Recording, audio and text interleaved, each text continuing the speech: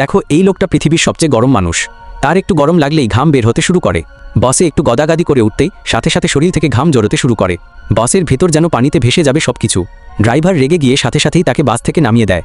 কোনো উপায় না দেখে সে 2000 টাকা খরচ করে মহা বেশি দামে ট্যাক্সি করে বাড়ি ফিরল। ভাগ্য ভালো, ড্রাইভার এসি অন করেছিল, তাতে ঘাম বন্ধ হলো কিছুটা। বাড়ি ফিরে সে ভাবল একটা মাছ ভেজে ভালো করে খাবে, কিন্তু চুলার কাছে যেতেই তার শরীর থেকে ঘাম ঢলঢল করে পড়তে শুরু করে এবং আগুন নিভে গেল। আর যেই মাছটা ভাজা হচ্ছিল সে যেন পানি পেয়ে বেঁচে উঠল। শেষমেশ দুঃখ করে তাকে মাছটা আবার অ্যাকোয়ারিয়ামে ছেড়ে দিতে হলো। রাগে গা জ্বলতে লাগলো। সাথে সাথে সে ফোন বের করে 99টা মাছ অর্ডার দিল। কিন্তু যখন ডেলিভারি ম্যান দরজায় এল সে অবাক হয়ে গেল। ঘরের মধ্যে এতগুলা ফ্যান চালু। মূলত লোকটা ঘাম থামানোর জন্য এই ফ্যানগুলোর ভেতরে বসে আছে। সে একবার উঠলেই শরীর থেকে আবার ঝরঝর করে ঘাম বেরিয়ে আসে। ডেলিভারি ভাই এমন অদ্ভুত দৃশ্য দেখে ভয় পেয়ে তাড়াতাড়ি খাবার দিয়ে পালিয়ে গেল। পেট পুড়ে খেয়ে লোকটা কাজে গেল।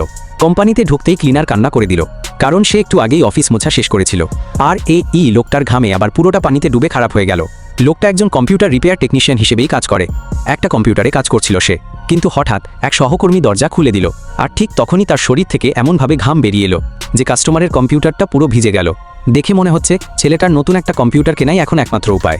লোকটার এত কজ দেখে তোমার খারাপ লাগলে চ্যানেলটা সাবস্ক্রাইব করো।